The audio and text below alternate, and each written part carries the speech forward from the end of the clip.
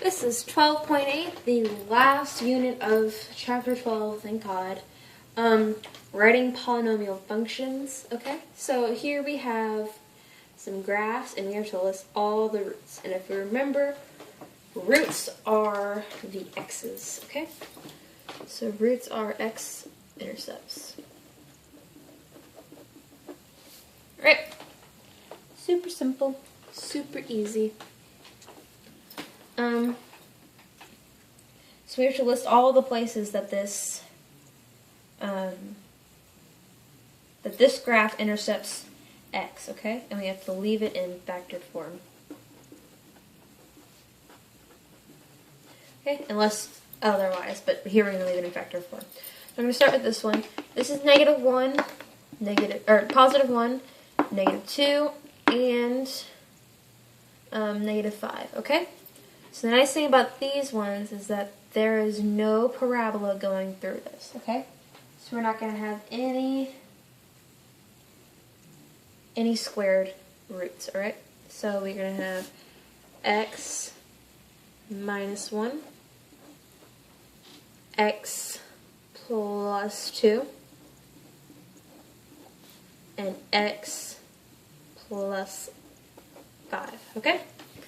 And because we want to set, because x equals -5, so you have to add 5 to both sides to get the factored form, which is x plus 5. Alright, so remember that much? Okay, next one. Super simple. These are super easy. If you have these on your test, do them first. So the next one, we intercept at 1, 2, and -2, okay? We don't have any parabolas going through our points, so that's super fortunate for us because we're not going to have any squared terms. So it's going to be x plus 2, x minus 1, and x minus 2. Okay, that's the end of that pretty much. We can do some labeling of equations. So if my roots are given and they're -3, -1 molt, which means there's going to be 2 of them, okay? So it's just -1, -1, and 2. We're going to write this out, okay? So we're going to have x plus 3, x plus 1 squared, because we have 2 of them, so it's squared, okay? And x minus 2.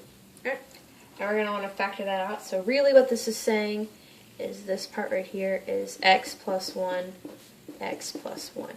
It does not mean distribute the square into the problem, because that's not what we're going to do. Alright, so we have 1, 2, 3, 4 x's, so we're going to start with x to the 4th, okay? And we can do these ones first. So that's x squared plus 2x plus 1. Okay? We can do these ones next. That's x squared. And we're distributing. We're foiling. That's not what they call it anymore, I guess. So we're foiling, but not really. So x squared, x minus 2, 2x, -2x, positive 3x, and -6, okay? And we combine like terms. It gives me x squared plus x minus 6, okay? And now we have to multiply that by x squared plus 2x plus 1, okay? So that's x to the 4th, x squared to 2x, so that's 2x cubed. Yeah, it's 2x cubed. X squared plus x squared. We do x. We have x squared right here. So x squared. We're just listing out all the ones that we have. X squared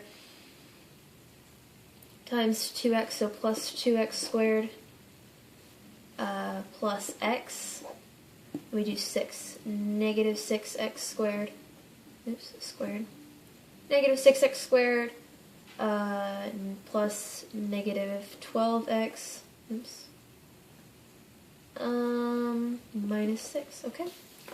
So we have plus 2x cubed, right? Plus 2x cubed, that's an x squared, that's an x squared, that's an x squared, and that's an x squared. So that's 1, 2, 4, because we have plus 2. So 4 minus 6 is minus 2, so we have minus 2x squared. And then we have negative 12 and just x, so that is negative 11x. And then minus 6, okay? So that's the end of that. That's all the problems really consist of. Okay? Just make sure that if you have a multiple there, to make sure that you square your equation. And if you have imaginary or irrational roots, then you should always make sure that you have your double because they come in pairs. So your negative and your positive. Alright, that's the end of 12.8. Thanks for watching.